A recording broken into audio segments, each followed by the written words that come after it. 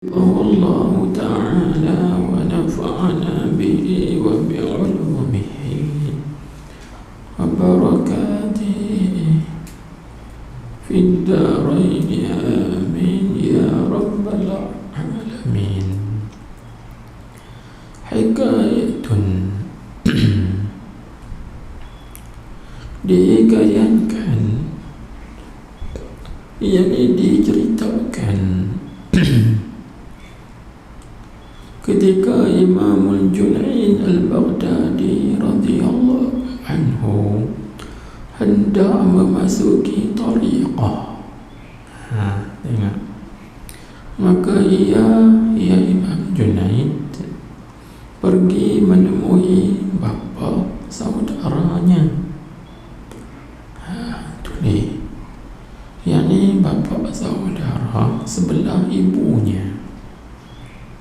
Kerana bapa saudara itu ada bapa saudara sebelah ayah. Kalau bapa saudara sebelah ayah, dia panggil ammun. Kalau bapa saudara sebelah ibu, dia panggil khal. Ini bapa saudara dia ponakan lah, kita panggil sebelah ibu dia. Dan merangkap gurunya, bapa saudara dia dan juga guru dia.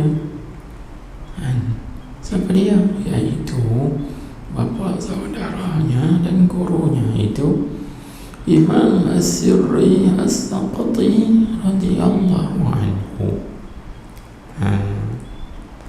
Dan menyatakan hajatnya, yakni hajat Imam Junaid. Maka berkata gurunya yang merangkap pak saudaranya adalah, wahai anakku, anak-anakanku lah, anakku. Pak saudara dia dipanggil anak-anakanku, dan juga boleh panggil anak muridku. Dua sekali lah, anak murid pun dia, anak-anakan pun dia. Sebab Imam Sirri As-Saqati itu ponakannya tok guru pun dia juga. Sesungguhnya aku talqinkan kepada engkau 3 kalimat. Maka apabila engkau hendak tidur pada waktu malam, maka katakanlah, Allahu ma'i, Allahu nazirun ilayya, Allahu syahidun alayya. Yang maksudnya Allahu ma'i, Allah bersama aku. Allahu nazirun ilayya, Allah Ta'ala itu memandang kepada aku. Allahu syahidun alayya, Allah Ta'ala itu menyaksikan ke atas aku. Maka berkata Imam Junaid al-Baghdadi radhiyallahu anhu, aku pun melakukannya selama sebulan. Sebulan ya. Tapi tengok lagi kita kulungkan, baca dulu. Maka guru, dan setelah itu maka guruku berkata kepada aku, wahai anakku, apabila Allah itu bersamamu, ia memandangmu dan ia menyaksikanmu, maka apakah masih boleh engkau melakukan maksiat kepadanya, kepada Allah? Jadi apakah itu? Maksudnya istibham ingkari bimakna nafi. Maka apakah masih boleh engkau lakukan maksiat kepadanya? Yakni tentu tidak boleh engkau melakukan maksiat kepada Allah.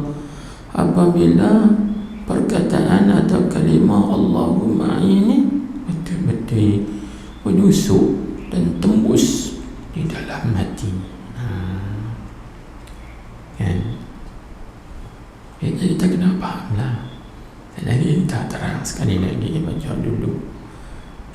Maka berkata Imam Junaid radhiyallahu anhu, sesungguhnya Allah Ta'ala telah manfaatkan akanku dengan kalimat ini sepanjang hidupku. Maka setiap kali aku berasa hendak melakukan maksiat, maka aku teringat kepadanya, yakni kepada 3 kalimah ini. Maka aku pun tidak melakukan maksiat terhadapnya, yakni terhadap Allah Subhanahu wa ta'ala. Jadi kalau kita nak huraikan hikayat ini, banyak benda. Tengok kita ambil pelan-pelan, ulang balik. Yang pertama sekali dihikayatkan, hikayat Imam Junaid ketika dia mula-mula nak memasuki tariqah, jalan nak menuju kepada Allah Subhanahu wa ta'ala, maka dia pergi jumpa bapa saudaranya dan juga gurunya, iaitu Imam Sirri As-Saqati radhiyallahu anhu. Cuma cerita ni sampai habis. Sampai habis lah, kita baca dah sangat. Baik. Maka cerita atau hikayat ini fungsinya besar, peranannya juga besar. Kan? Walaupun kita kata dia tidak menjadi dalil dalam hukum syara, tapi dia boleh juga kita katakan jadi sebagai bahan yang menguatkan, kerana perkara itu sudah dicuba. Kan? Bila dicuba, maka percaya dan juga berhasil. Sebab itu kata ulama, al-hikayatu jundun min junudillahi wa biha yuqawwi quluba awliyaihi. Ini perkataan ulama. Kalau tak silap, Imam Junaid sendiri yang berkata begitu. Imam Junaid sendiri berkata, al-hikayatu jundun min junudillah. Hikayat-hikayat atau cerita itu adalah merupakan satu tentera daripada tentera Allah. Maksud tentera di sini ialah nur, anwar, iaitu satu cahaya. Wabiha, dan dengannya, yakni dengan hikayat itu, cerita itu, yuqawwi, Allah Ta'ala menguatkan quluba, akan segala hati, awliyaihi, segala hati kekasih-kekasihnya, wali-walinya. Ini fungsi hikayat, cerita. Tapi cerita yang macam mana? Ada cerita rekaan, ada cerita lawa jenaka. Bukan cerita reka nak bagi orang gelak yang daripada awal kuliah sampai akhir kuliah. Tak boleh cerita, boleh gelak lah. Tak mau lagu tu. Kita bawa cerita apa? Dia panggil hikayatus salihin. Panggil cerita orang salih. Cerita-cerita orang arif, cerita-cerita orang yang mengenal Allah, orang yang berjalan menuju kepada Allah. Cerita-cerita mereka ni lah menjadi asbab bagi menguatkan hati kita. Kan? Itu yang kita buat hikayat. Mudah-mudahan dengan hikayat atau cerita Imam Junaid ini menambahkan lagi kuat hati kita kepada Allah, keyakinan kita kepada Allah, dan kepasrahan kita terhadap Allah, ketawutan hati kita kepada Allah Subhanahu wa ta'ala. Itu yang disebutkan begitu. Baik, itu satu, kita boleh ambil pelajaran di sini. Kemudian Imam Junaid al-Baghdadi ini dia alim, kan? Dia alim dalam ilmu syariat. Kalau kita kata dia orang alim dah, kan? Bila kata dia orang alim, berapa lagi dia nak pergi cari guru? Dia alim dah. Walaupun dia alim dalam ilmu syariat, tapi dia tak alim dalam ilmu hakikat, kan? Tentu juga kita sebut bukan semua orang alim itu dia alim dalam semua bidang ilmu. Dia alim dalam bidang syariat saja, hakikat tidak. Baik, maka proses kita nak berjalan menuju kepada Allah Subhanahu wa ta'ala dengan hakikat, kan? Baik, maka Imam Junaid dia cari guru hakikat. Akhirnya dia alim juga dengan hakikat, kan? Maka sebab itu Imam Junaid digelarkan dia dengan Sayyidut Ta'ifatain.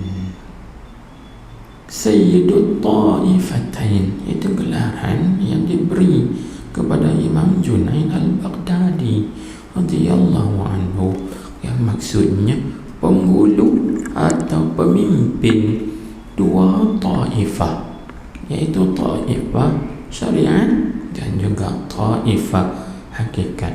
Kaum syariat dialah pemimpin pada masa dia, kan? Kaum sufi juga dialah ketua ataupun pemimpin di zaman dia. Itu digelarkan Imam Junaid Sayyidus Sufiyah, penghulu ulama-ulama tasawuf, ulama-ulama sufi di zaman dia, Imam Junaid al-Baghdadi radhiyallahu anhu. Maknanya apa? Dia alim syariat dan juga dia alim hakikat, sehingga digelarkan dia, bukan dia yang menggelar diri dia, tapi ulama-ulama yang di zaman dia menggelar dia, kan, dengan Sayyidut Ta'ifatain, ketua atau penghulu dua taifah, yakni taifah, kan, fuqaha dan juga taifah sufiyah, kan, ketua bagi ulama-ulama fiqh dan juga ketua bagi ulama-ulama sufi. Baik, kan? Maka ini nak memberi gambaran kepada kita apa? Memberi gambaran kepada kita bahawa dalam at-tariq menuju kepada Allah dia ada ahlinya. Maka kita kena cari ahli dia, walaupun kita alim dengan ilmu syariat. Sebab itu Syekh Ibrahim Ad-Dusuqi Al-Masri radhiyallahu anhu berkata, talabus syekh an fit tariq wajibun ala kulli muridin wa in kana min akabiril ulama. Disebut mencari guru di dalam perjalanan menuju kepada Allah ini wajib atas setiap murid, walau kana min akabiril ulama, sekalipun dia adalah daripada kalangan ulama-ulama besar. Dia ulama besar dah, ialah dia ulama besar dalam bidang lain, tapi bukan dalam bidang at-tariqah. Seperti mana kita ceritakan dah, Syekh Abdul Wahab Asy-Sya'rani, kan, dia ulama besar dalam bidang syariat, tapi bukan dalam hakikat tariqat. Maka sebab itu dia berguru pada gurunya Syekh Ali Khawas, Syekh Ali Khawas dalam bidang hakikat dia kena berguru. Baik, jadi berarti Imam Junaid dia cari guru. Ini itu yang pertama yang kita nak tekankan, yang kita ambil sini kan. Apa itu pula? Dia cari guru tu guru yang tepat dan yang sebenar. Di sinilah jangan silap kita cari guru. Bila kita silap cari guru, kita berjalan tak sampai. Sebab silap jalan. Bila silap jalan, jalan salah sampai kendak kepada matlamat atau destinasi, tentu tak sampai kan. Ini kebanyakan orang kita hari ni, dia cari guru tarekat, tapi cari-cari terikat. Tak sampai. Orang suruh cari guru tarekat yang betul-betul sanad dia, silsilah dia sampai kepada Rasulullah sallallahu alaihi wasallam, insya-Allah baru sampai. Ni pergi cari guru, silap guru, tak sampai, sangkut. Dah sangkut lah. Maka Imam Sirri As-Saqati radhiyallahu anhu ni sanad, silsilah, rantaian dia sampai kepada Rasulullah sallallahu alaihi wasallam. Bagaimana? Seperti mana diceritakan oleh ulama bahawa Imam Junaid al-Baghdadi dia mengambil tarekat dan tasawuf dia daripada gurunya ni Imam Sirri As-Saqati. Kemudian Imam Sirri As-Saqati pula mengambil tarik ni dan juga tasawuf dia daripada gurunya, iaitu Al-Imam Ma'ruf Al-Karkhi. Kemudian Imam Ma'ruf Al-Karkhi mengambil tasawuf dan juga tarik ini, jalan nak sampai kepada Allah ini, daripada gurunya Daud At-Ta'i. Ini silsilah dia. Kemudian Daud At-Ta'i pula mengambil tasawuf dan juga tarik ini daripada gurunya yang bernama Habib Al-Ajami. Kemudian Habib Al-Ajami pula mengambil tasawuf dan tarik ini ambil daripada Imam Hasan Al-Basri. Imam Hasan Al-Basri mengambil tarik dan tasawuf ini daripada Sayyidina Ali bin Abi Talib radhiyallahu anhu wa karrama wajhah. Kemudian Sayyidina Ali mengambil tasawuf dan tarik ini dari Rasulullah sallallahu alaihi wasallam. Rasulullah itu ialah al-jami' baina syariah wal haqiqah. Rasulullah itu adalah sayyidus syariah wal haqiqah, penghulu syariat dan juga hakikat. Kerana apa? Kerana mula-mula sekali malaikat Jibril alaihi salam turun wahyu kepada Nabi kita dengan ilmu syariat. Lepas bila syariat kejap mantap dah, baru malaikat Jibril turun pula kepada Nabi kita hakikat. Tengok kisah ini disebut oleh Al-Arif Billah dalam kitabnya Iqazul Imam, depan sekali. Ini sanad, dia panggil sanad, silsilah, rantaian dia tu sampai kepada Rasulullah sallallahu alaihi wasallam, baru betul. Orang hari ini yang tersekat, yang terikat, kerana sanad dia tak sampai, kerana dia ambil pada guru yang salah, yang tak sampai sanad, sebab tu dia tak sampai. Awalnya aku dah berzikir lama dah, tapi tak ada asal apa-apa pun. Tengok sanad dia. Lepas tu kebelakangan ni ulama-ulama kita sangat mementingkan sanad. Sanad penting. Selain daripada sanad, apa orang panggil ilmu, sanad ilmu, orang panggil nak sanad secara guru atau secara kasyaf dan sebagainya. Sanad ni penting. siapa yang menterbiah dia ni? Kemudian siapa yang menterbiah guru dia? Kita sampaikan jangan tadi Rasulullah menterbiah Sayyidina Ali, Sayyidina Ali pula menterbiah Hasan Basri, Hasan Basri pula menterbiah Habib Al-Ajami, Habib Ajami pula menterbiah Daud At-Tai, Daud At-Tai pula menterbiah Ma'ruf Al-Karhi, Ma'ruf Al-Karhi menterbiah As-Sirri As-Saqati. Kemudian baru Sirri Saqati menterbiah Imam Junaid Al-Baghdadi. Sebab itu Imam Junaid berjaya kerana dia mengambil tarik dia daripada orang yang berjaya. Ini yang ulama sebut, ma aflaha man aflaha illa bisuhbati man aflaha. Tidak berjaya orang yang berjaya melainkan dengan sebab dia ditarbiyah, dia dididik, dia bersahabat, dia berkawan dengan orang yang telah berjaya. Bila dia berkawan dengan orang yang berjaya, orang ni akan tarbiyah dia, didik, tunjuk cara jalan dia, maka dia capai kejayaan.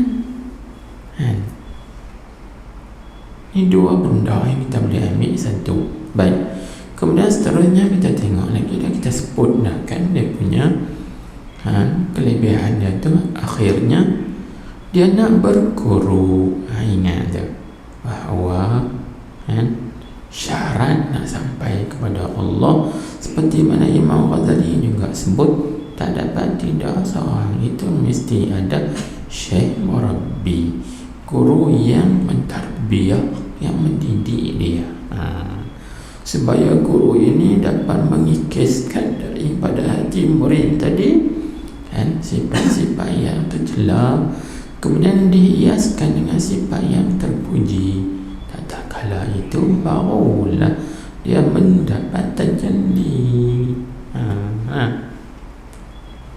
Itu kaedah tu, tarbiyah tu kaedah takhliyah, tahliyah, tajalliyah, atau takhalli, tahalli, tajalli. Tiga mesti bahawa Allah Ta'ala tajalli dalam hatinya. Tajalli itu tengok, tajalli kadang-kadang tajalli af'al, lepas tu dia usaha lagi Tuhan tajalli pula asma', lepas tu lagi naik lagi Tuhan tajalli pula sifat, akhirnya Tuhan tajalli zat. Baru nak dapat yang tu. Tu kita pergi ke Nurun Nabi pula lah. Tu nak dapat kebersamaan dengan Allah tu, kena sampai di situ. Sampai di situ, yakni kena sampai kepada maqam wahdatul wujud atau wahdatul syuhud. Kita pandang satu ya, tak ada lain dah. Barulah kita ini kebersamaan dengan Allah Subhanahu wa ta'ala. Baik, cuba kita tengok lagi. Jadi bila mana Imam Junaid Al-Baghdadi pergi jumpa menemui guru yang sebenarnya, cukup syarat semua kan.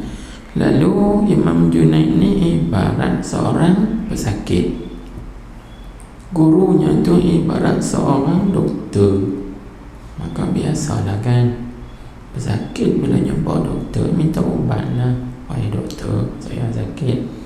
Doktor pun cek, tengok sakit ni, sakit ni tak teruk sangat, tapi kalau biar lagi tak ubat teruk lah, tapi taklah kritikal sangat, contohnya, maka dia akan bagi ubat yang sesuai dengan sakit kan.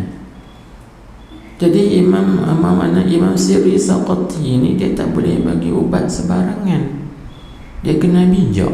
Sebab tu kata ulama sufi, kun kat-tabib alladhi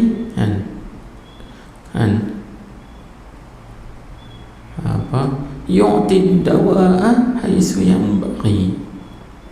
Jadilah kamu seperti seorang doktor yang memberi ubat sekira-kira yang sewajarnya dengan penyakit pesakit tersebut. Dengan pesakit yang tersebut. Jadi Imam Junaid ni, jadi Siri Saqati dia tengok taklah teruk sangat penyakit dia, sebab dia alim, tahulah, tapi dia tetap ada juga penyakit tak banyak pun. Maka Imam Junaid, Imam Siri Saqati bagi ubat dia 3 pil dia. Pil yang pertama apa? Allahu ma'i, telan ni. Pil yang kedua, Allahu nazirun ilayya. Pil yang ketiga, Allahu syahidun alayya. Telan 3 pil ni. Makan selama mana? Ya bang tadi selama sebulan kan. Tengok ada kesan dia dah. Dia ada perubahan dah. Penyakit tu dah hilang dah. Demikianlah kita kita kena fahami bahawa nak bagi ubat jangan kepada pesakit. Kalau seorang doktor, seorang mursyid, guru, murabbi, dia tak boleh bagi banyak amalan-amalan kepada muridnya. Sagi jelau putih wayah. Kan setengah murabbi kan dia bagi orang ni amalan ni, amal ni. Lepas tu hang peramai ni, amal ni, peramai ni. Jenuh. Kan? Itu bukan murabbi yang bijak. Seperti seorang doktor yang bijak, dia tak bagi ubat banyak. Dia bagi 1-2 biji balik makan, semua lengkap. Tapi kalau doktor itu tak mahir dan tak bijak, dia bagi ubat sampai 5 bungkus. Bak ni makan, bak ni makan, bak ni makan. Hak mana satu?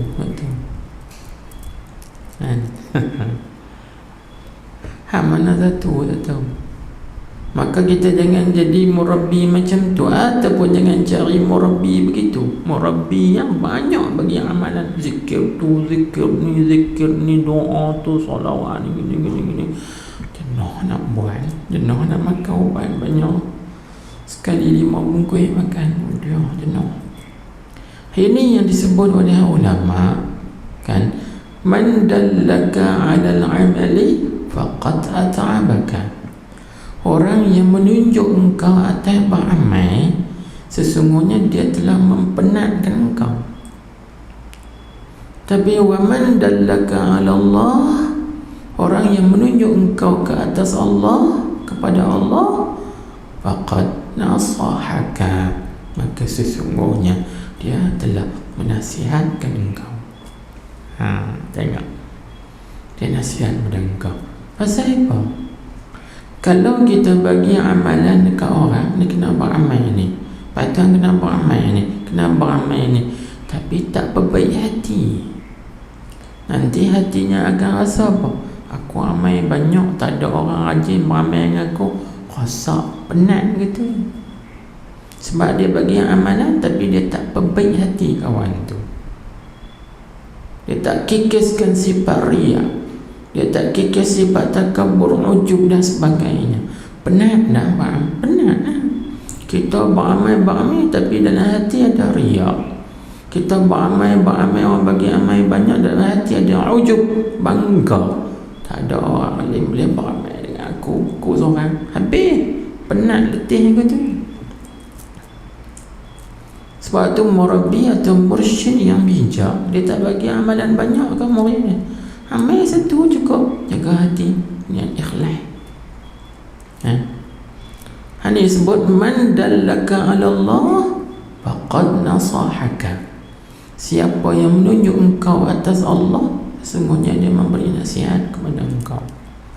Tengok Imam Siri As-Saqati, dia bagi amalan banyak tak dekat Imam Junaid? Tak ada. Dia bagi 3 tu. Amal ni Allahu ma'i, Allahu nazirun ilayya, Allahu syahidun alayya. Hang balik buat ni. Tengok Imam Junaid kata dia pun balik buat selama sebulan. Selama sebulan saja.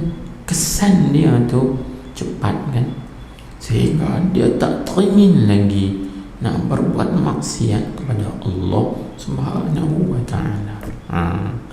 Tapi syaratlah Allahu ma'i itu bukan setakat duduk di lidah saja. Allahu nazirun ilayya, Allahu syahidun alayya, jangan setakat duduk di lidah saja.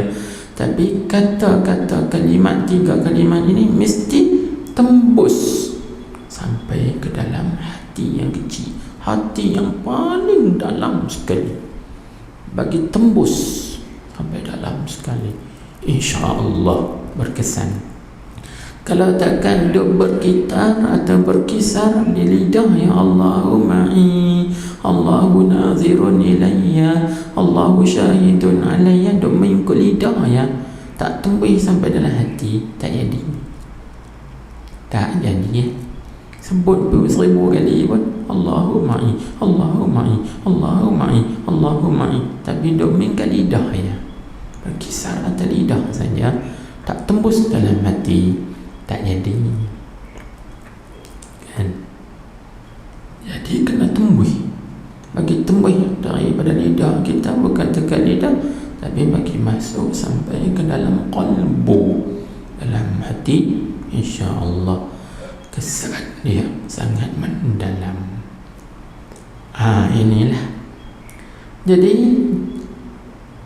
hikayat ini tidak lari daripada tajuk perbincangan kita, iaitu kita bincang kun ma'allah kan.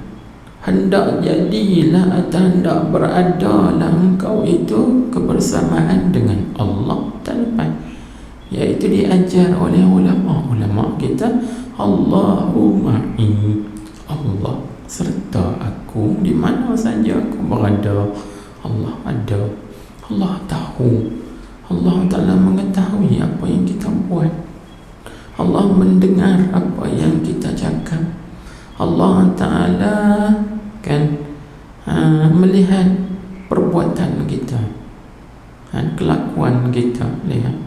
Jadi kalaulah seorang itu sentiasa bersama dengan Allah dan dia muraqabah Allah, Allah dapati dia, maka dia tak berani lagi nak buat.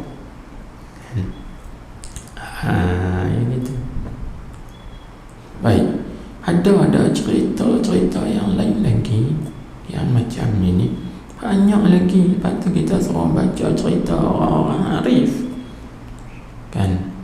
Seperti kita bawa cerita, ada satu cerita lagi, satu orang laki-laki dengan perempuan duduk dalam hutan kan, duduk di tengah hutan padan. Maka laki-laki ini ajak perempuan ni buat benda tak elok lah kan. Maka laki-laki ni kata, kita buat kan siapa nak tengok, kita duduk dalam hutan kan, siapa nak tengok, kan ada apa yang tengok kita, bulan bintang lah kan. Daun kayu, pokok-pokok kayu, manusia kan ada, tu imam kan ada, tu qadim kan ada, tu siap pun kan ada, tu bilai pun tak ada kan, tu syekh jabat agama tak ada, tu mufti tak ada. Siapa nak tahu kita dua ya? Apa jawab perempuan ini? Di mana pencipta kesemuanya ini?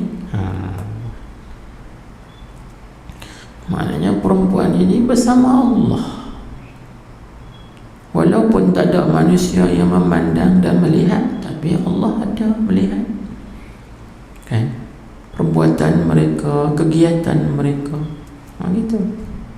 Itu bersama Allah. Baik, kita tambah satu cerita lagi. Di zaman Sayyidina Umar radhiyallahu anhu menjadi khalifah setelah wafatnya Sayyidina Abu Bakar As-Siddiq radhiyallahu anhu, maka Sayyidina Umar ni dia berjalan sampai satu tempat, tengok seorang budak sedang mengembala kambing. Maka Sayyidina Umar dia nak tengok budak ni lagu mana, adakah dia bersama kambing dia atau dia bersama Allah. Sayyidina Umar kata, wahai budak, kambing ni hak siapa? Dia kata, tuan saya ambil upah belah ya, bukan kambing saya. Wahai budak, juallah kambing ke aku ni sekok, tuan hang bukan tahu Kalau dia jual pun kambing ni banyak kan, ribu-ribu ekor.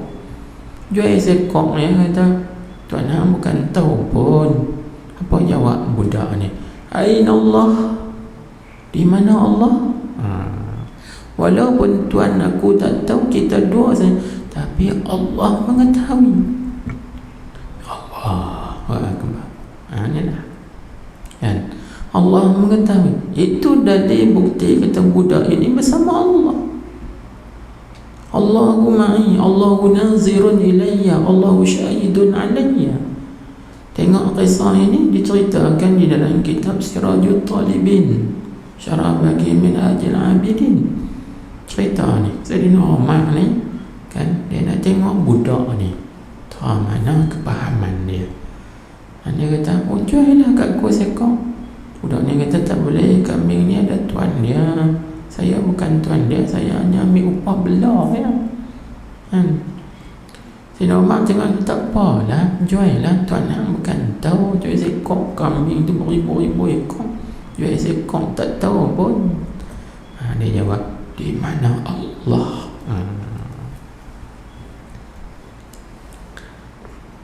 Banyak lagi kisah-kisah yang seumpama ini, iaitu orang yang senantiasa bersama Allah, maka dia tak akan berasa lagi nak melakukan maksiat.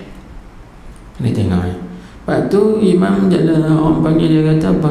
Sesungguhnya Allah Ta'ala telah manfaatkan akandaku dengan kalimat ini sepanjang hidupku. Maka setiap kali aku berasa hendak melakukan maksiat, maka aku teringat kepadanya. Tak jadi. Ni orang yang sentiasa bersama Allah. Aku pun tidak melakukan maksiat terhadapnya, terhadap Allah Subhanahu wa ta'ala. Ini faedah ni. Ini sebab kita menjadikan diri kita ini keberadaan bersama Allah Subhanahu wa ta'ala, senantiasa mengingati Allah, muraqabah Allah, musyahadah dia kan. InsyaAllah terpeliharalah kita ini daripada maksiat, daripada perkara-perkara yang dilarang oleh Allah Subhanahu wa ta'ala. Baik, kita baca lagi. Lalu katanya, maka dengar olehmu wahai saudaraku akan wasiat ini. Wasiat mana? Iaitu wasiat Imam As-Sirri As-Saqati kepada Imam Junaid Al-Baghdadi. Wasiat ini yakni wasiat Imam As-Sirri As-Saqati kepada Imam Junaid Al-Baghdadi radhiyallahu anhu. Dengarlah nasihat ini. Apa nasihat? 3 kalimah tu. Allahu ma'i, Allahu nazirun ilayya, Allahu syahidun alayya. Payah dengar, jangan dengar saja. Dan amalkan barang yang di dalamnya, dalam wasiatnya. Apa maksud barang yang di dalam, makna yang terkandung dalam Allahu ma'i itu. Jangan kita doa amal dia sebut zikir Allahu ma'i, Allahu ma'i, Allahu ma'i, Allahu ma'i, tapi kita tidak mengamalkan apa yang terkandung dalam kalimat Allah ma'i. Tak jadi. Jadi kena tahqiqkan makna. Apa makna Allahu ma'i? Apa makna Allahu nazirun ilayya? Seterusnya Allahu syahidun alayya.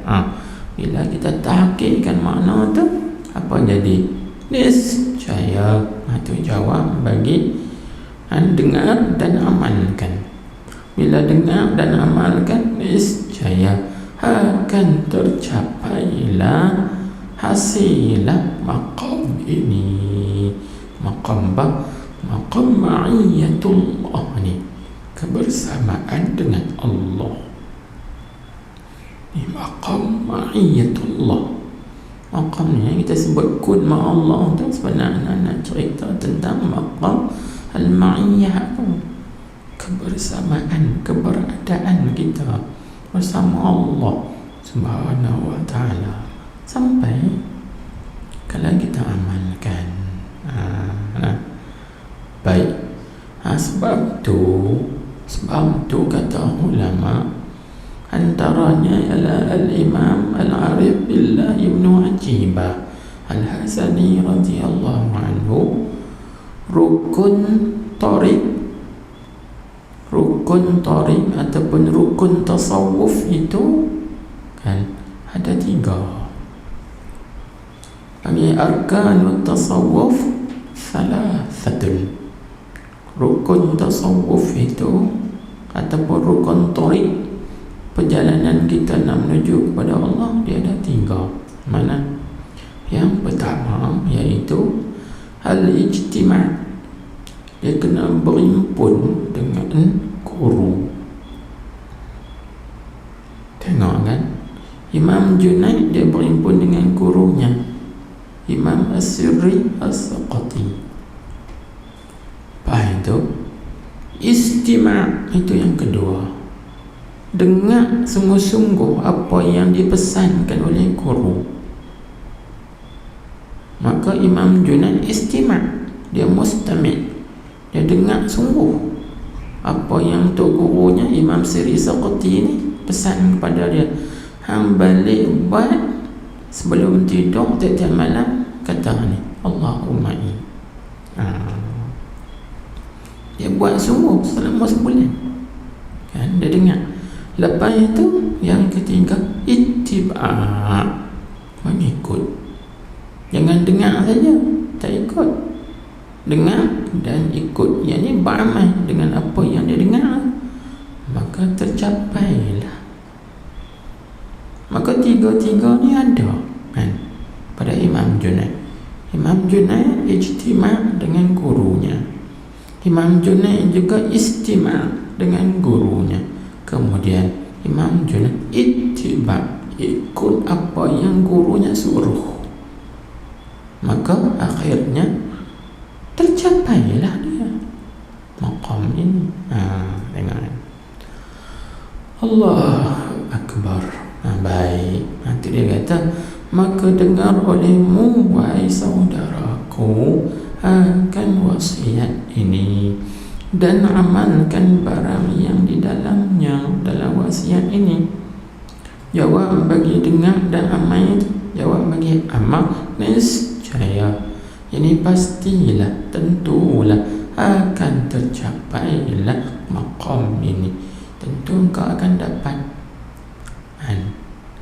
Kan Nabi pun sallallahu alaihi wasallam menyebut dalam sabdaannya, man talaba syai'an bijiddin wajadahu. Siapa yang menuntut atau mencari sesuatu tapi dituntut dengan bersungguh-sungguh, wajadahu, tentu dia akan mendapat sesuatu yang dituntut itu. Kalau dia cari itu dapat, tapi syarat dengan bersungguh-sungguh. Jangan main-main, jangan hangat-hangat di ayam. Tak boleh. Benda ni tak boleh hangat-hangat di ayam. Dia kena semangat yang kuat, himmah yang tinggi, baru dapat hasil dia. Baik, kita tengok lagi firman Allah Ta'ala, ya ayyuhalladzina amanu taqullaha wa kunu ma'as sadiqin. At-Taubah ayat 119. Artinya, wahai orang-orang yang beriman, bertakwalah sekalian kamu pada Allah Ta'ala, dan hendaklah kamu berada bersama-sama orang-orang yang benar. Sinilah kun ma'allah ni, hendaklah kamu berada bersama orang-orang yang benar.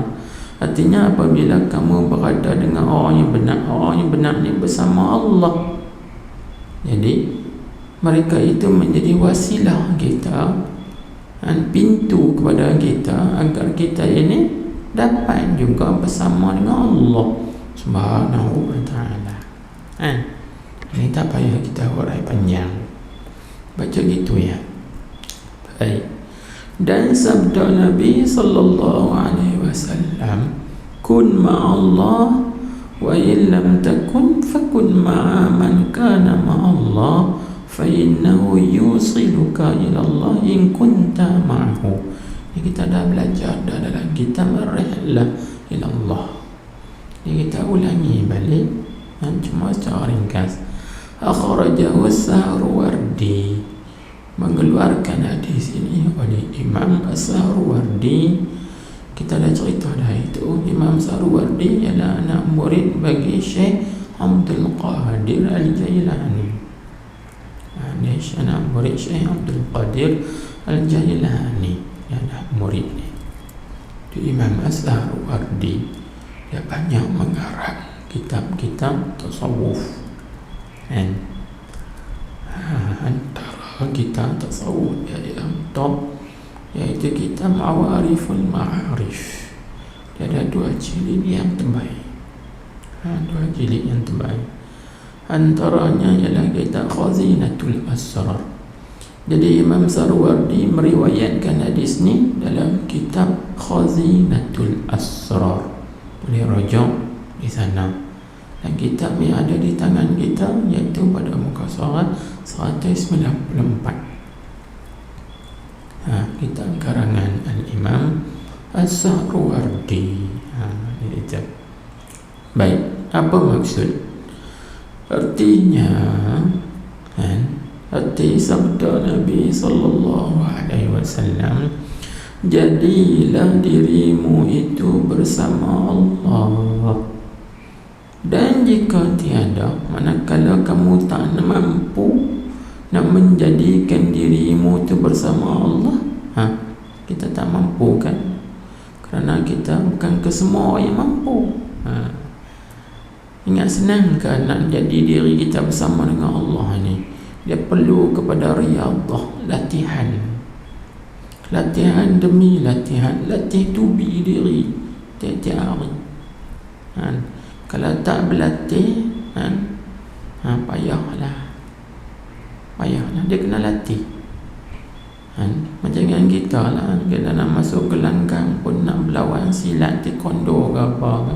Kalau main tak berlatih, rambus biji jatuh terlentak tak bangkit lah.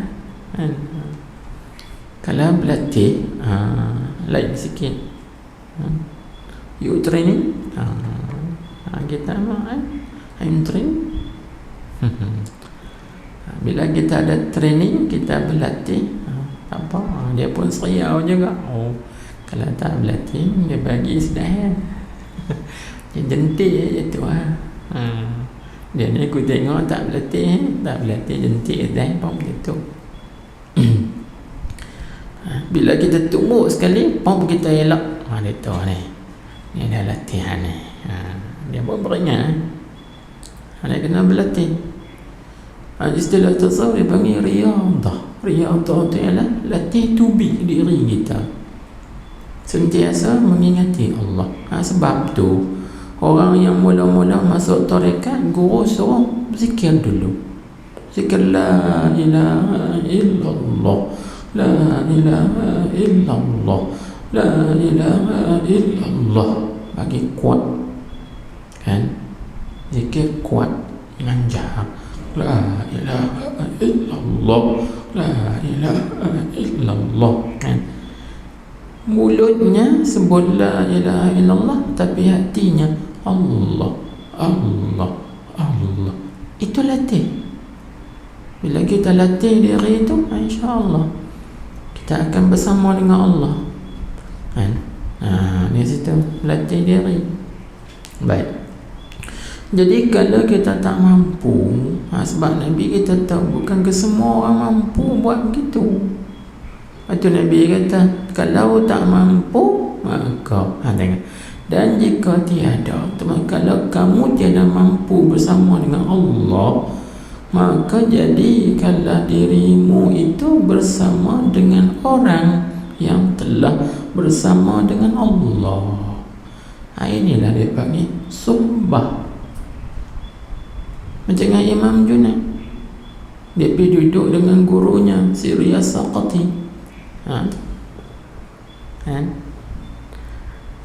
Sebab dia tak mampu, kena duduk dengan orang yang mampu, supaya orang yang mampu tadi mendidik, mentarbiyah dia macam mana kaedah. Sebab mereka dah jalani jalan tu. Kan? Kaedah. Kerana apa Nabi sebut fa'innahu, kerana bahawasanya ia orang mana? Ia seorang yang tidak mampu tadi boleh. Kerana ia orang yang bersama dengan Allah tu. Orang yang telah bersama dengan Allah itu boleh menyampaikan engkau kepada Allah jika engkau bersama dengannya, dengan orang yang telah bersama dengan Allah. Kan? Betul, kita ni kena duduk kan apa Sayyidi Ali Khawas dia kata beruban bagi menghidupkan hati itu 5 perkara kan. Salah satunya mujalasatus salihin, duduk sekali, duduk bersama dengan orang-orang salih. Itu duduk sekali dengan orang salih kan. Bila duduk sekali dengan orang salih, lama-lama kita terikut dengan kesalehan mereka, ahwal mereka, hati kita jadi hidup kerana hati mereka hidup kan. Cuba tengok pokok apa yang rajin duk tumpang pokok lain, pokok jenalu apa. Pasal apa dia boleh hidup? Kerana dia tumpang pada pokok yang hidup, dia juga hidup. Cuba ditumpang pokok mampu, dia boleh hidup tak? Dia tak boleh hidup. Macam tu juga. Umpama kita, jiwa kita atau hati kita ini tak hidup, cuba kita bersahabat, mendampingi orang yang hatinya hidup, InsyaAllah hati kita hidup. Sebab tu Nabi SAW bersabda, ta'allamul yaqina bimujalasati ahli yaqin. Pelajarilah oleh kamu akan keyakinan itu. Lagu mana kita nak belajar yakin? Bimujalasati ahli yaqin, iaitu dengan duduk sekali dengan orang yakin, kita dapat yakin kan? Ni kita nak cari keyakinan, tapi kita duduk kawan dengan orang tak yakin, dia syok, wah. Nah, sekali kita punya syok, wah juga. Cuba tengok kan, kalau kita duduk tepi orang yang sembahyang, Allah, dia penat, lagi kita pun penat. Tu baru duduk tepi, tempeh baru tak kawan lagi. Kalau tak percaya, cuba tengok. Kita sekali takbir, Allahu Akbar, boleh tangkap dah puasa taruh ta'yin tu. Ni kita semayang tepi orang, Allah, bunyi pun penat, Allah. Saat ni dengan kita penat. Itu baru tempeh.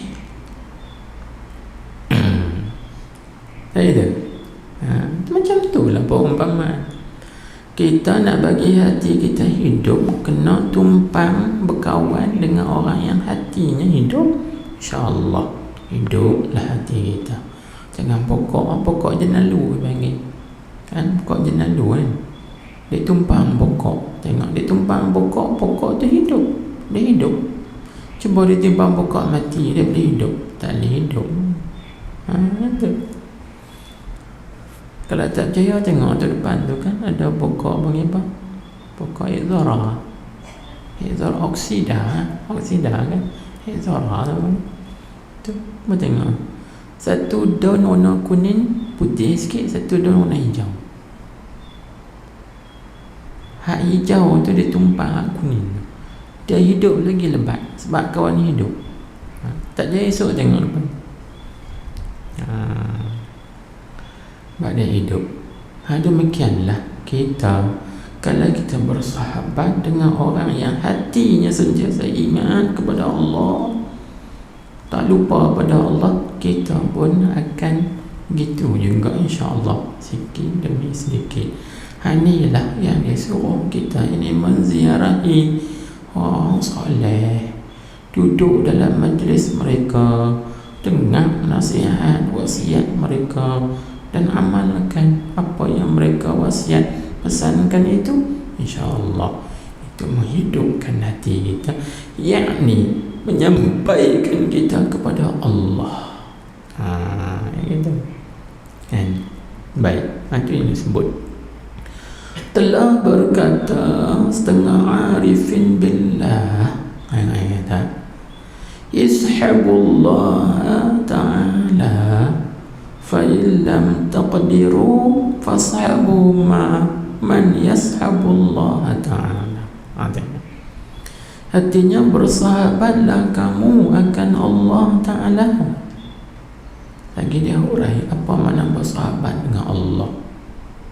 Maka jika sekiranya tiada kuasa kamu, yani kalau kamu tak mampu nak bersahabat dengan Allah, maka bersahabatlah kamu akan orang yang bersahabat ia orang tu akan Allah Ta'ala. Orang kata boleh kau berkawan dengan Tuhan. Tuhan ni ada tapi kita tak nampak. Kawan dengan kan? Ini dia nak urai apa makna bersahabat dengan Allah ni. Dia kata, berkata Syekh Abu Muhammad Izzuddin Abdul Aziz bin Ahmad bin Sa'id Ad-Damiri Asy-Syafi'i radhiyallahu anhu, wa ma'na suhbatillahi ta'ala mulazamatu zikrihi wa khidmatihi, fa inna Allah ta'ala yaqulu ana jalisu man dzakarani. Hadis tu hadis kursi sahih, beriwayatkan oleh Imam Ad-Dailami dalam Musnad Al-Firdaus daripada hadis Sayyidatina Aisyah radhiyallahu anha marfu', dan juga di sisi Imam Baihaqi dalam Syu'abil Iman dia kata daripada Abi Ka'ab dengan lafaz yang berbeza lah. Baik, di situ nanti tengok kita buat taklid di bawah tu. Baik, jadi tengok terjemahnya. Dan makna suhbatillah itu yang kata bersahabat dengan Allah itu apa maksud? Mulazamah, mengingatinya. Mulazamah ni maksudnya apa? Pasal kita panggil to'imnu'i. Mulazamah ni itulah orang panggil to'imnu'i, konsisten, berterusan, sentiasa. Itu mana mulazamah. Mulazamah kan, mulazamah. Itu ingat kat Tuhan. Lepas itu dan khidmat akannya akan Allah Subhanahu wa ta'ala. Itu mana bersahabat dengan Allah, berkawan dengan Allah, ingat dia sentiasa. Lepas itu berkhidmat kepada dia sentiasa. Itu mana sahabatnya. Kerana Allah Ta'ala berfirman dalam hadis kursi, aku ialah yang duduk bersama orang-orang yang mengingati aku. Siapa yang ingat kat aku bersama dengan dia. Orang yang sentiasa ingat kepada aku sentiasa bersama dengan dia. Tapi ma'iyah yang kita sebut tadi ni, kita baca lepas adalah ma'iyah khususiyah, bukan ma'iyah ma'lumah tu, iaitu ma'iyah ma'nawiyah khassah atau ma'iyah ilahiyah khassah. Kita bahas semalam kan, ini kebersamaan khusus, bukan umum. Lepas tu dia tafsir, duduk bersama orang-orang yang mengingati aku. Jadi bersama tu yakni dengan memberi rahmat, tu dan taufiq, dan hidayah, dan riayah. Riayah itu maksudnya penjagaan, perlindungan, pemeliharaan. Tuhan jaga. Dan i'anah dengan makna pertolongan, bantuan. Tuhan tolong. Itu bukannya Tuhan duduk. Jangan kita duduk sama kawan-kawan kita ni dah. Itu panggil ma'iyah khususiyah. Tuhan duduk dengan Tuhan tolong, beri rahmat, bagi hidayah, bagi taufik, riayah dan i'anah dia kepada orang itu. Jadi perkataan ini boleh rujuk dalam kitab Al-Maqsadul Asna fi Syarhil Asma'il Husna, tafsir Sufi Sahih Kamil. Boleh tengok tu nota kaki yang kita ambil, kan? Baik. Inilah.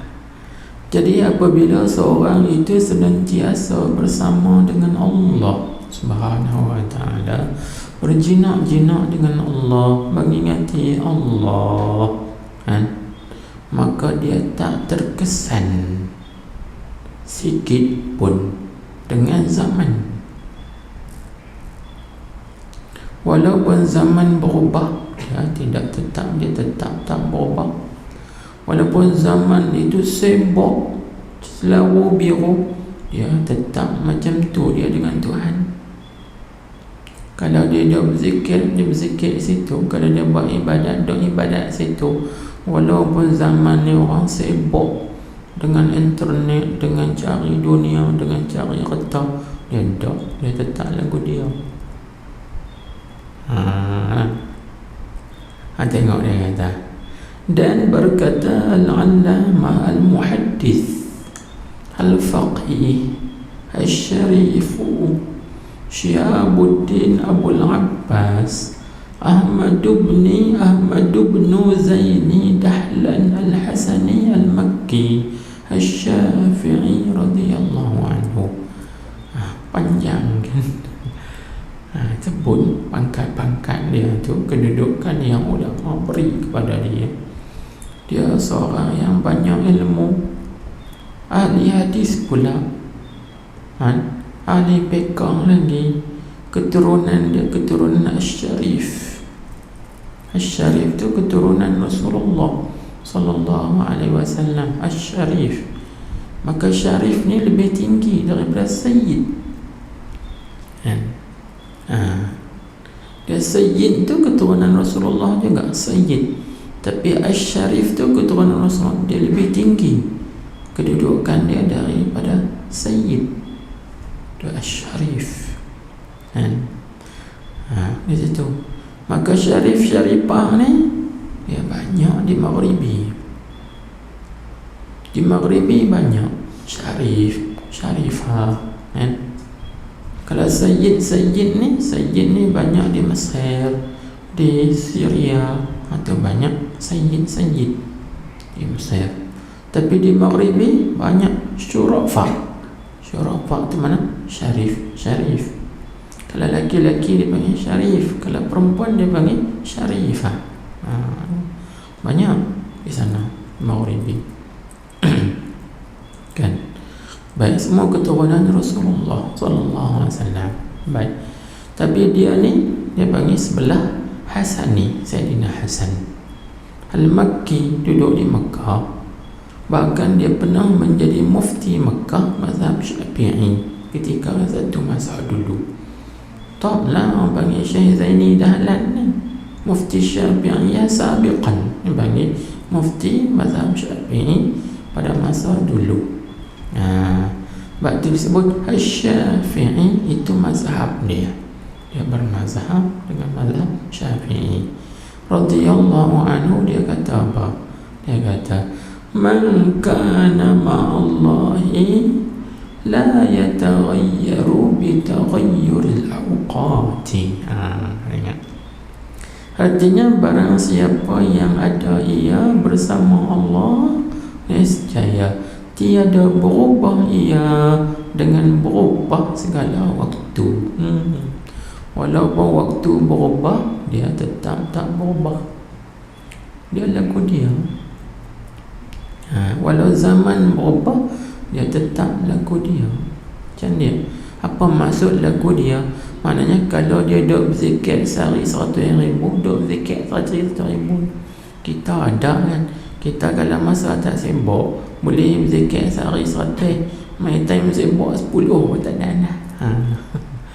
Kita berubah dengan sebab berubah masa. Bila main masa sibuk, tak ada berzikir apa dah, doa tak ada lah. Itu kebiasaan kita. Mereka tidak. Walaupun masa berubah, keadaan berubah, situasi, kondisi berubah, ya tetap macam tu. Kalau zikir dia duduk berjalan sehari 10,000, 10,000 tu bahkan lebih tambah lagi. Kalau duduk solawat dia sehari 1,000 kali, duduk solawat 1,000 sekali tu tiap hari lagu tu, bahkan tambah lebih lagi. Ini orang yang bersama dengan Allah Subhanahu wa ta'ala. Dia tak berubah. Baik. Pasal apa yang kata tak berubah? Kerana dia sudah tamakun. Tamakun ni maknanya dia menjadi ahli tamkin. Orang yang sudah tetap dan kejam. Kemesraan dia, kan? Kemesraan dia dengan Allah tu, dia panggil unsi. Kemesraan dia dengan Allah mula kebersamaan. Dia kita kena faham tu, kan? Kalau ma'iyah bersama Allah, itu mengingati kadang-kadang bersama tapi tidak mesra. Yang lain. Jangan kita dengan kawan kita, tak mana kita pergi, dia ikut kita, tapi kita mesra tak dengan dia, tak mesra. Itu takat biasa. Kemesraan ni dia lebih lagi daripada ma'iyah. Faham tak? Itu kemesraan. Kalau contohnya macam kita buat contoh, kita dengan anak kita, tak mana kita pergi, anak kita pergi ikut.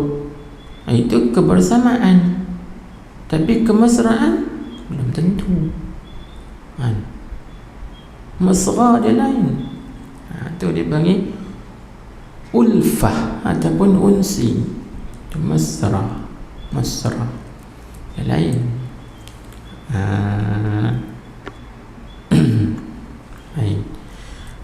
Jadi bila seorang itu sudah kejam, kuat kemesraan dia dengan Allah Subhanahu wa ta'ala, dan hatinya itu dilimpahi dengan matahari makrifat, kan, sehingga makrifatnya jadi luas, maka pada ketika itu walaupun dia bercampur gaul dengan manusia, jadi pergaulan dia hanya nampak dengan jasad saja, tapi hatinya terus berjinak-jinak, terus bermesra dengan Allah Subhanahu wa ta'ala.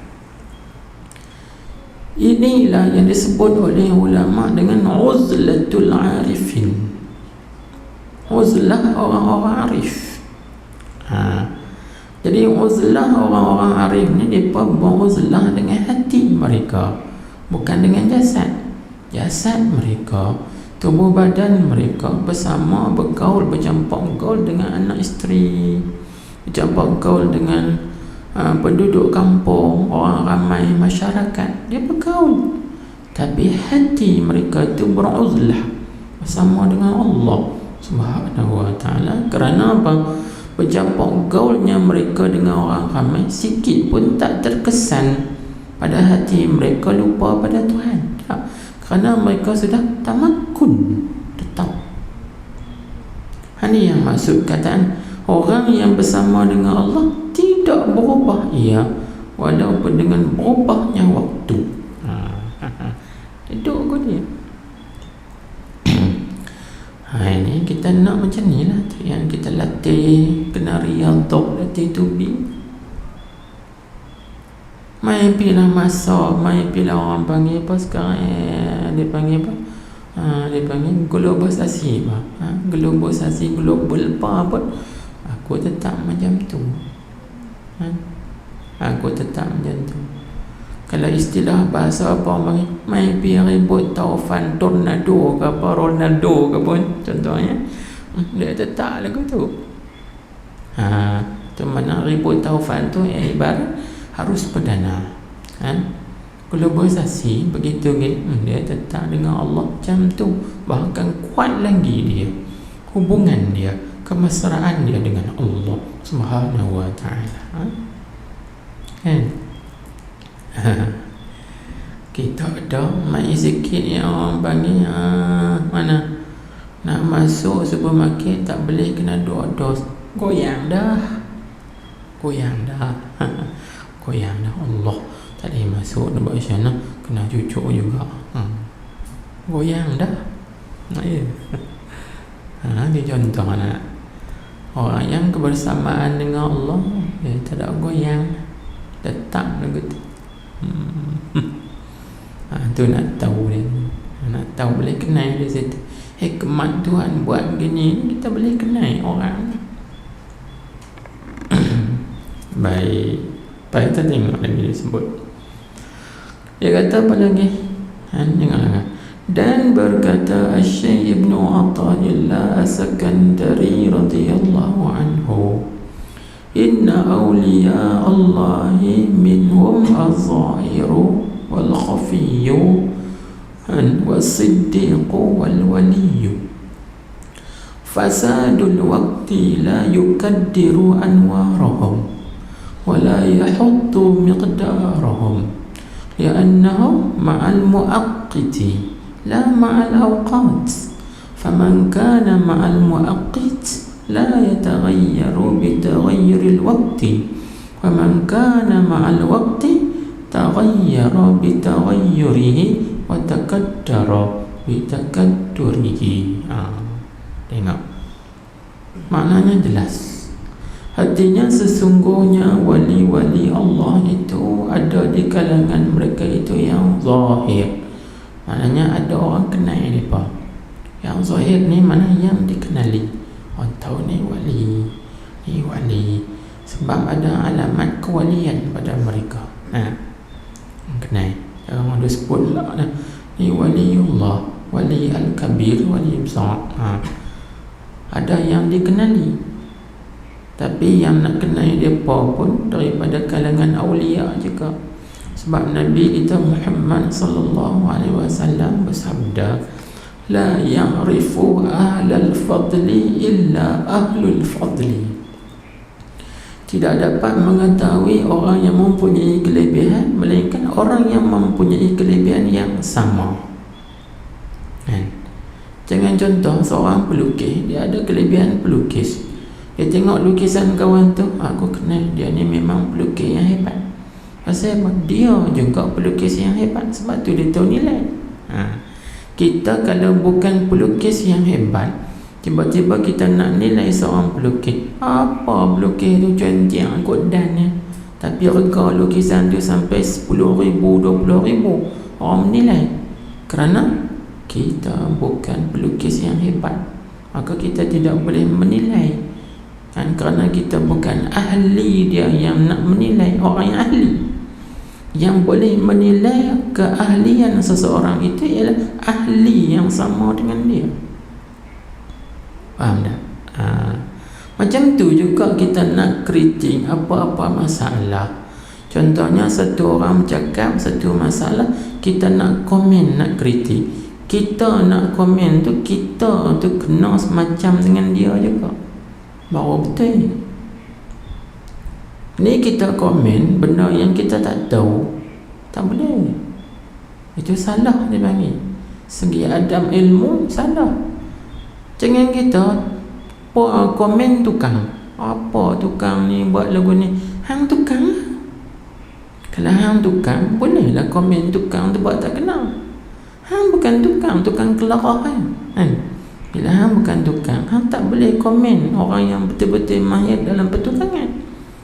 Yang nak komen tukang tu, dia tu mahir dalam pertukangan, ilmu pertukangan, baru dia boleh komen tukang tu. Faham tak? Mana gitu? Ni masalah kita ni, rajin komen sana, komen sini. Wah, kita erti ke? Faham ke? Berkeahlian ke? Kalau kita bukan berkeahlian, jangan kita komen. Sebab tu dalam ilmu ni kita tahu nak komen tu orang yang sama berkeahlian dengan dia, baru dia boleh komen. Tengok ulama fiqh, nak komen pula bukan komen atas dasar hawa nafsu. Nak komen mesti dengan bijaksana. Tajuk yang kita komen tu panggil maudu'iyah dia. Ni komen luar tajuk, luar bakui, tak jadi juga. Tak akan selesai masalah. Yang macam tu. Kawan tu mengajak fiqh, kemudian kita pergi komen kod tauhid. Tak boleh. Tak boleh. Ni macam tu.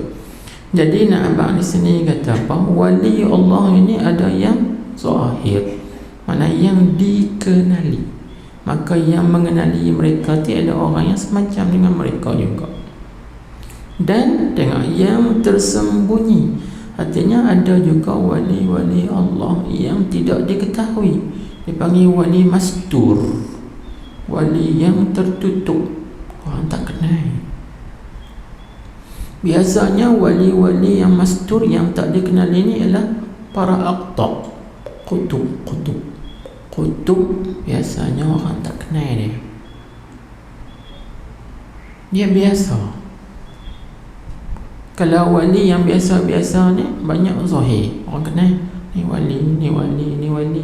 Oh, dia wali. Tapi kalau jenis kutub, ketua-ketua ni hanya orang tertentu saja. Dia tersembunyi, orang tak tahu. Orang anggap dia orang gila, orang anggap dia orang biasa, tapi dia wali kutub. Sebab dia mastur, dia khafi, dia tersembunyi. Baik, tak apa. Ada juga daripada kalangan wali Allah, kekasih Allah, itu yang as-siddiq, orang yang benar. Dan ada yang wali biasa. Atau wali ni dia banyak jenis. Dia banyak jenis. Tengok dalam kitab Ghausul Mawahib Al-Aliyah, karangan bagi Ibnu Abban An-Nifzi, beliau mengatakan bahawa wali ni ada kala orang kenal dia pada mula-mula, orang kenal kata dia wali, tapi akhirnya orang tak kenal. Ada juga mula orang tak tahu kata dia wali, tapi dekat-dekat dia nak mati baru orang tahu kata dia wali. Ada orang kan tengok pada awalnya orang kata tak wali, orang kata orang gila, tapi selepas mati zahir padanya karamat. Oh, wali rupanya. Tengok masa hidup dulu biasa. Ada waliullah juga yang tak tahu langsung, selepas mati pun tak tahu, masa hidup pun tak tahu, tapi dia wali. Itu Tuhan saja yang tahu. Tengok dalam Ghaus Al-Mawahib Ghaus Al-Mawahib, kan syarah hikam bagi Ibnu Athaillah yang disyarahkan oleh Ibnu Abban An-Nifzi, yang menerangkan begitu. Baik, tak apalah tu yang kita nak bincangkan di sini. Tengok, maka kerosakan waktu, mana zaman jadi rosak. Jangan hari ni kan kacau bilau, perang sana, perang sini, kecoh sana, kecoh sini, rusuhan sana, rusuhan sini, bala sana, bala sini. Itu kita panggil kerosakan waktu. Itu tidak mengkeruhkan ia kerosakan waktu akan anwar mereka itu, ini akan cahaya-cahaya makrifat dalam hati mereka, sikit pun tidak mengkeruhkan. Duk macam tu. Dan tiada menjatuhkan ia kerosakan waktu tu akan qadar, yakni akan pangkat atau kedudukan mereka itu tak jatuh. Sebab apa yang kata tidak mengkeruhkan dan tidak menjatuhkan? Kerana mereka itu wali-wali tadi ni kan, waliullah tadi bersama muaqqid. Siapa muaqqid?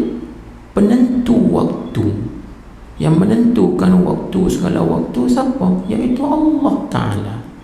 Mereka bersama Allah, tiada bersama awqat, yakni waktu-waktu. Tak, mereka bukan bersama waktu, tapi mereka bersama dengan penentu segala waktu, iaitu Allah Subhanahu wa ta'ala. Maka barang siapa yang ada ia bersama muaqqid,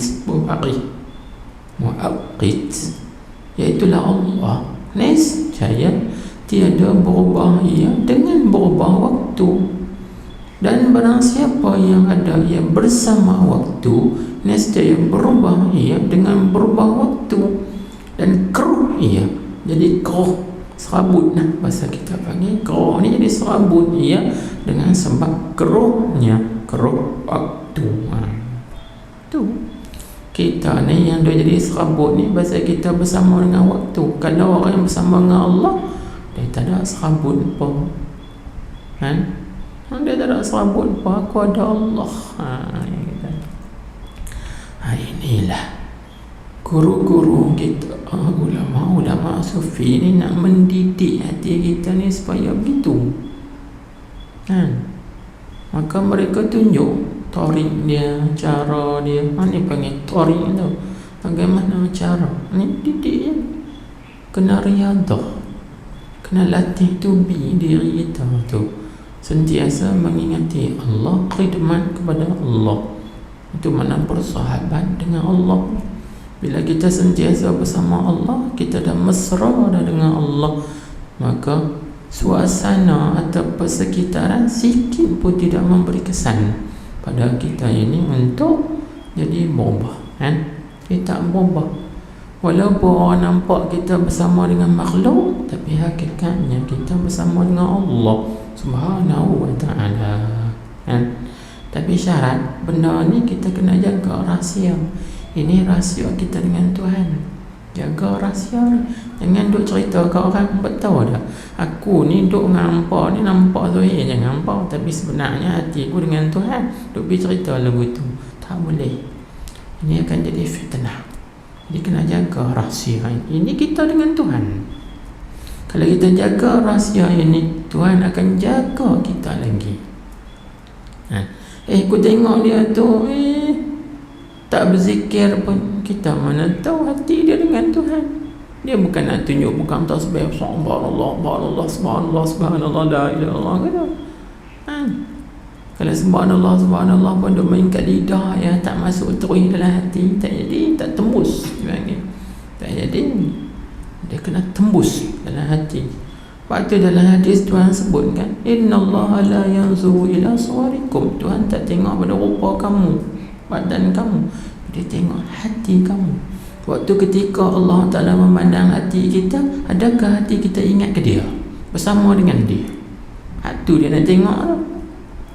Bukan nak tengok lidah kita, subhanallah. Bukan dia nak tengok kita, tubuh badan kita. Dia tengok hati kita. Waktu ketika dia pandang hati kita ingat tak dia? Tu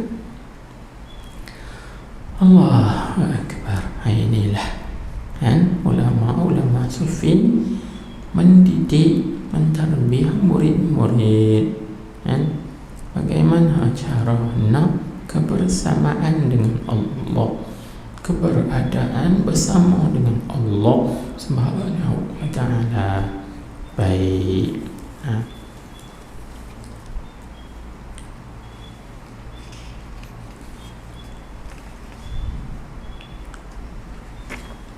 Tengok sikit lagi hikayah. Ni baca ringkas saja, mudah. Kerana hikayat ini kita dah baca dah baru-baru ni malam Jumaat kan. Hikayat ni kita ambil daripada kitab Hikam Abu Madian pula. Dihikayatkan dan diceritakan bahawa seorang daripada ahli ahwal menziarahi ahli kamal. Kan kita cerita dah, ahli ahwal, ahli kamal tak sama. Ahli ahwal dia dengan hal dia, ahli kamal tak. Ahli kamal ni zahirnya nampak bersama dengan makhluk, tapi hatinya bersama dengan Allah. Ni ma'iyatullah sebut kan. Jadi seorang ahli ahwal dia nak menziarahi ahlul kamal yang sedang sibuk mendamaikan orang yang sedang berkelahi. Maka apabila ia ahlul ahwal tu melihat akan ahlul kamal itu sedang sibuk dengan urusannya, iaitu urusan mendamaikan orang yang sedang berkelahi, maka ia ahlul ahwal tu pun menghamparkan sejadahnya di atas telaga yang ada di sana, jadi pada tempat tu lah, dan mengerjakan semayang. Maka ahlul kamal pun menoleh kepadanya, kepada ahlul ahwal, dan berkata, bid'ah apakah yang sedang kau lakukan ini? Bid'ah apa ni? Sedangkan perbuatan engkau itu bukannya perbuatan orang yang sempurna. Kerana orang yang sempurna itu ialah orang yang zahirnya bersama makhluk, sedangkan sirnya, batin hati dia itu bersama khaliqnya, pencipta dia. Ini ma'iyah ni kita sebut. Berarti kita sebutkan tadi kan, uzlatul arifin, uzlah orang-orang arif, uzlah mereka dengan hati, bukan dengan jasad. Kerana uzlah ni dia ada 3 jenis. Ada uzlah dengan jasad saja, tapi hati tidak. Dia duduk lautan seorang-seorang, tapi hatinya duduk fikir bandar, fikir ayam itik. Itu orang panggil uzlah badan saja, tapi hatinya duk ingat makhluk. Yang kedua, jadi sebaliknya, iaitu beruzlah dengan hati tapi tidak jasad. Ini macam yang jasad ni, jasad dia, tubuh badan dia bergaul dengan masyarakat, orang ramai, duduk dengan ramai, tapi hatinya dengan Allah. Ini ahlul kamal. Tapi hak atas pada tu lagi mana? Dia uzlah dua-dua sekali. Badan dia pun uzlah, hati dia pun juga pun uzlah. Hai, ini lebih tinggi lagi, lebih tinggi lagi. Hati pun uzlah, tubuh badan dia pun uzlah. Ini lebih tinggi lagi daripada hadasan. Jadi orang ahlul ahwal ni dia lagu tu. Dia sibuk dengan hal dia, dia tak peduli dah hal dia. Aku nak semayang, aku semayang, tak mana aku tak kira. Hampa tepi jalan pun dia semayang. Tengok kan orang yang ahlul ahwal, dia tak kira. Dia main hal dia, tengah jalan pun tengah jalan, dia pokok apa dia pokok. Dia main hal dia tu, tak kira. Orang yang sempurna bukan begitu. Nak jangan gitu. Baik. Dan berkata Rabi'ah bintu Ismail al-Adawiyah radhiyallahu anha, dia kata apa? Walaqad ja'altuka fil fuadi muhaddisi wa abahtu jismi man arada julusi fal jismu minni lil jalisi mu'anisun wa habibu. Itu tolong betul sikit bari. Wa habibu qalbi fil fuadi anisi. Artinya, dan sesungguhnya aku jadikan engkau tu wahai Tuhanku, di dalam hatiku sebagai tempat aku berbicara. Tengok, dia berbisik-bisik dengan Allah, cakap-cakap dengan Allah, berjinak-jinak dengan Allah. Aku izinkan, dengan mana aku haruskan, aku perbolehkan jasadku bagi sesiapa yang mau duduk denganku. Siapa nak duduk denganku, mai duduk. Jasad aku yang duduk dengan orang tu, tapi hatiku berbisik-bisik bicara dengan engkau, wahai Tuhanku. Maka jasadku bermesra dengan orang yang duduk bersamaku, sedangkan kekasih hatiku yang berada dalam jiwaku adalah teman penghiburku yang sebenarnya. Jelas kataan ni, maknanya dia kebersamaan dengan Allah. Zahirnya nampak duduk dengan orang, tapi hatinya terus dengan Tuhan. Ini maqam ma'iyah yang disebutkan tadi, kebersamaan dengan Allah, kerana dia sudah sampai kepada maqam tamkin, tetap dia kemesraan dia, jinak-jinak dia dengan Allah Subhanahu wa ta'ala. Itu Rabi'ah, seorang perempuan Sri Kandi, lekeh lagi tak laki-laki kalau tak sampai maqam ini. Kan perempuan. Jadi Rabi'ah ini dia ada banyak hal dia. Maka dia bercakap ni dia panggil hal unsi, kemesraan dia dengan Tuhan. Dia ada bercakap dalam hal mahabbah, kecintaan. Tengok kita mahabbah, kan? Uhibbuka hubbaini, aku cinta engkau dua kecintaan. Tengok dalam mahabbah, kitab mahabbah yang kita baca tu. Itu cakapan Rabi'ah dalam hal mahabbah, cinta dia. Yang dia bercakap ni walaqad ja'altuka, ini dalam hal unsi dia, kemesraan jinak dia dengan Tuhan. Ada kala Imam Rabi'ah bintu Ismail Adawiyah ni dia bercakap dalam hal khauf, takut. Ada syair je, kita tak apa yang syair tu, ada dalam hal khauf. Dia ada tiga, sebab dia ni hal dia banyak. Hal dia banyak. Saya main hal tu, saya main hal ni, dia bercakap bab hal tu. Hari ni ketika dia mabuk kemesraan dia dengan Tuhan, maka dia cakap lagu ni, walaqad ja'altuka fil fuadi muhaddisi, aku jadikan dikau wahai Tuhanku dalam hatiku ini berkhabar, berbicara, cakap. Tapi aku izinkan siapa nak duduk dengan aku, mainlah duduk dengan aku. Aku cakap dengan dia zahirnya, tapi hatiku cakap dengan engkau wahai Tuhanku. Itu hal jinak dia dengan Allah, kebersamaan dia dengan Allah Subhanahu wa ta'ala.